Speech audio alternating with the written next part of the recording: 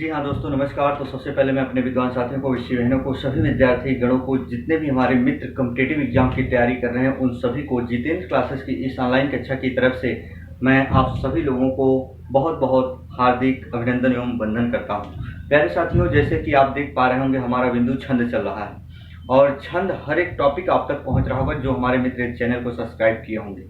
याद रखना विद्यार्थीगण, और मेरा आप सभी लोगों से अनुरोध है, वोटिंग पोल भी मैंने चालू कर दिया है। आप देख पा रहे होंगे, जो हमारे मित्र चैनल सब्सक्राइब किए होंगे उन तक पहुंच रहा होगा, और जो प्रश्न उनको सही लगे उस उत्तर कुंजी का चयन करें। तो दोस्तों, आज हम बात करेंगे वर्णिक छंद। वर्णिक छंद क्या होते हैं, याद रखना। वर्णिक छंद में मात्राओं पर ध्यान नहीं दिया जाता, वर्णों पर ध्यान दिया जाता है, यानी वर्णों को गिना जाता है। बहुत अच्छी बात बता रहा हूँ, ध्यान से सुनना। और जिस जिस वर्णिक छंद के वर्ण समान आ जाते हैं उनको मैंने क्लियर किया बहुत अच्छे से। आइए आज वर्णिक छंद में हम देखते हैं विद्यार्थीगण। गण वगैरह आप पढ़ चुके हो, सारी चीजें पढ़ चुके हो, पहला वाला वीडियो जरूर देखिएगा जो नहीं देखे हैं। जो वर्णिक छंद होते हैं आपके एग्जाम में यही ज्यादातर आते हैं। जो सत्य चीजें बता रहा हूँ उस पर, जन्मी चीजों पर ध्यान दे रहा है ना। जो हमारे वर्णिक छंद होते हैं, वर्णिक छंद में आता है एक वसंत तिलका। ये बहुत पूछा जाता है। वसंत तिलका का दूसरा नाम सिद्धोनता होता है। बहुत ध्यान सुना, वसंत तिलका का दूसरा नाम सिद्धोनता होता है। अगर आ जाए तो याद रखना, इसमें वर्णों की संख्या कुल 14 होती है और मदाक्रांता में वर्णों की संख्या 17 होती है। द्रुत विलंबित में वर्णों की संख्या 12 होती है। मालिनी में क्या होती है, 15, और इंद्रवजा में होती है 11, उपेंद्र वज्जा में होती है 11। विद्यार्थीगण याद रखना, जो ये हमारे इंद्रवजा और उपेंद्रजा है, इनमें दोनों में मात्राएं देखो समान है। 11 इसमें है तो 11 इसमें है। इसी बिंदु को आपको और क्लियर करना है, हम बता दे रहे हैं कैसे क्लियर करना है। बाकी और सभी में जहां वर्णिक छंद आए उसमें अगर पूछ ले, आपसे डायरेक्टली पूछेगा, 4 ऑप्शन देगा, पूछेगा शालिनी में कुल कितने वर्ण होते हैं। जैसे मैंने यहाँ मालिनी में कुल कितने वर्ण होते हैं, तो मालिनी में कुल कितने वर्ण होते हैं, 15। पूछेगा वसंत तिलका में कितने वर्ण होते हैं, तो 14। ऐसे जवाब देना ऑप्शन आएगा। यदि विद्यार्थीगण ये ना आए, 4 ऑप्शन आ जाए, बहुत ध्यान सुनना, 4 ऑप्शन आ जाए, 1 2 3 4, ऐसे 4 ऑप्शन दे दे, पूछेगा इनमें से कौन सा विद्यार्थीगण मालिनी वर्णिक छंद है, तो आप वर्णों को गिनकर तुरंत बता देना जिसमें 15 होगा। जो पूछेगा 15 होगा, 17 होगा, 12 होगा, जैसे पूछेगा वैसे बताना। तो विद्यार्थीगण जरा देखो, जैसे मैंने वसंत तिलका में कहा 14 वर्ण होते हैं। अब इसको गिनो, 1 2 3 4 5 6 7 8 9 10 11 12 13 14। यानी जो ये उदाहरण मैंने दिया वसंत तिलका का, इसमें कुल उदाहरण में कितने वर्ण हैं, 14। ये देखो इस चरण में कितने वर्ण हैं, 14 हैं। फिर जरा देखो, जो मदाक्रांता, इसमें 17 वर्ण होंगे। 1 2 3 4 5 6 7 8 9 10 11 12 13 14 15 16 17। इसमें कुल कितने वर्ण हैं, 17 है। याद रखना, आपको आधे वर्ण जो होते हैं उनको नहीं गिनना है। आधे वर्ण जो है उनको नहीं गिनना है, याद रखना, पूरे के पूरे गिनना है। द्रुत विलंबित में 12 वर्ण होते हैं। 1 2 3 4 5 6 7 8 9 10 11 12। देखो इसमें कितने वर्ण हैं, 12, गिन लिए ना। फिर मालिनी में 15 वर्ण होते हैं। जैसा देखो, 2 2 4 3 7 1 8 2 10 2 12 13 14 15। देख लेते हैं, यहाँ मालिनी में 1 2 3 4 5 6 7 8 9 10 11 12 13 14 15। तो जरा देखो कितने वर्ण हो गए, 15 वर्ण हो गए मालिनी में। इंद्रवजा और उपेंद्रजा में आपको थोड़ा सस्पेंस का मैटर लग रहा होगा, पर यहाँ आपको याद रखना पड़ेगा। जो इंद्रवजा और उपेंद्रजा होता है विद्यार्थीगण, यहाँ 11 दोनों वर्ण समान होते हैं। लेकिन हमारे हिंदी भाषा भाषी के जो विद्वान साथी थे, इन्होंने दोनों में थोड़ा अंतर कर दिया। क्या अंतर कर दिया, उन्होंने कहा जो हमारा इंद्रवजा होता है इसमें हमेशा और हमेशा चरण कितने भी हो, लेकिन जो पहला चरण होगा ना, उसमें स्टार्टिंग से 2 तगण, 1 जगण और अंत में 2 गुरु होता है। बहुत ध्यान सुना, 2 तगण, 1 जगण और अंत में 2 गुरु होता है। 2 तगण, 2 तगण का मतलब ये हुआ, जैसे आप जब पढ़े थे, तगण से क्या होता था, ताराज। तगण से क्या होता था, ताराज।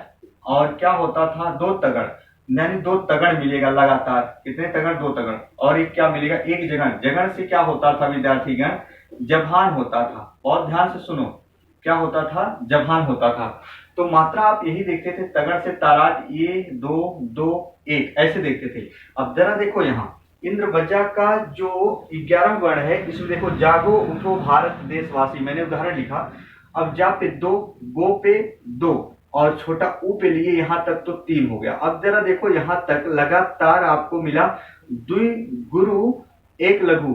जरा देखो तगड़ क्या है, ताराज, द्वि गुरु एक लघु मिला, तो यही कह रहा है द्वि तगड़। अब एक तगड़ और आपको करना है। देखो ठो पे इसकी मात्रा है 2, भा पे इसकी, रा पे इसकी। तो जरा देखो यहां से यहां तक जो हुआ विद्यार्थीगण, बहुत ध्यान से सुनो नहीं तो गलत कर दोगे आप। एकदम महीन पहलू का प्रश्न है। यहां से यहां तक क्या हुआ, 2 तगड़ हो गया। यहां से रा तक क्या हो गया, 2 तगड़ हो गया। यहाँ रा तक उठो जागो उठो भार, यहां तक क्या हो गया, 2 तगड़ हो गया। जैसे ये कह रहा 2 तगड़। एक जगड़, जगड़ से क्या होता है जभान। यहां देखो मात्रा 1 2 1, यानी 1 2 1। ऐसे देखो यहाँ है क्या 1 2 1, ता पे 1, दे पे 2, से पे 1। यहाँ देखो इसका मतलब मिला 2 तगड़ 1 जगड़ और अंत में 2 गुरु मिलेगा विद्यार्थीगण। अंत के दोनों वर्ण क्या है, जरा देखो वाह और सी, 2 क्या है गुरु है। याद करके जाना आपको, ये फार्मूला होता है इनका, जैसे हमने वहां बताया था। यदि वो समझ गए तो आप समझ जाओगे। फिर जरा देखो उपेंद्रजा में मैंने उदाहरण लिखा, बिना विचारे जब काम होगा कभी न अच्छा परिणाम होगा। तो जरा देखो इसमें क्या होता है अंतर, कह रहा है जगण तगण जगण। जहां से हमारा चरण स्टार्ट होगा, स्टार्टिंग से लगातार एक जगण मिलेगा, एक तगड़ मिलेगा, एक जगड़ मिलेगा। यानी एक जगड़ पहले मिलेगा, फिर तगड़ बीच में मिलेगा, फिर जगड़ मिलेगा, अंत में द्विगुरु। अंत में देखो यहाँ द्विगुरु मिला, होगा में द्विगुरु मिल गया अंतिम चरण में। तो जरा देखो अब यहाँ जगड़, जगड़ से क्या होता है जभान। जभान में देखो एक ये मात्रा, 2 ये, 1 ये। तो जरा देखो विद्यार्थीगण 1 ये 2 ये 1 ये, बी ना बी। तो यहाँ देखो हमने मात्रा लगा दिया, जैसे सेट किया, मात्रा आप जानते हो। फिर कह रहा है एक जगड़ होगा, जगड़ से क्या होता है जभान होता है। ध्यान सुनो, जैसे कह रहा है एक जगड़ होता है, फिर ये क्या होता है तगड़।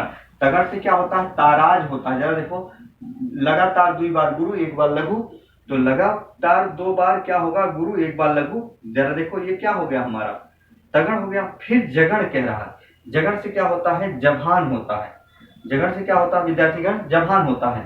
तो जरा देखो यहाँ जभान है, एक मात्रा इस पे, भा पे 2 और इस पे 1 हो गया, तो जभान पे जरा देखो यही तो है। अब समझो इसको, अंत में द्विगुरु हो गया। जैसे कह रहा है इसे आपको बैठाना है तभी आप समझ पाओगे, और इससे अधिक आपके एग्जाम में प्रश्न भी नहीं आते बड़ी क्षण से, याद रखना। और सवया वगैरह आता है ना, तो सवया वगैरह में सवया में याद रखना 22 से 26 वर्ण होते हैं। लिख दे रहा हूँ, यदि प्रश्न आए तो गलत मत करना। हमारा जो सवया छंद होता है ना विद्यार्थीगण, क्या सवया जो छंद होता है, आपसे पूछा जाए इसमें कितने वर्ण होते हैं, तो इसमें 22 से 26 वर्ण होते हैं।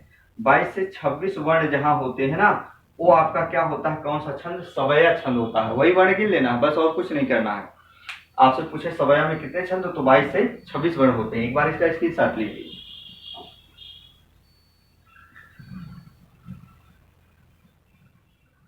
तो विद्यार्थीगण याद रखना, गलत मत करना, पढ़ के जाइएगा, जन्मी चीजें पढ़ के जाना। नेक्स्ट क्लास में हम मिलेंगे विद्यार्थीगण, हमारा जो मुक्तक छंद होगा उस पर हम चर्चा करेंगे। तो विद्यार्थीगण मेरा आपसे अनुरोध होगा, जो हमारे मित्र या विषय बहनें वीडियो को देखें, लाइक और सब्सक्राइब करना ना भूले विद्यार्थीगण। जी हाँ दोस्तों, नेक्स्ट वीडियो में हम मिलेंगे मुक्तक छंद लेकर। आज तक की कक्षाएं तक। जय हिंद, जय भारत।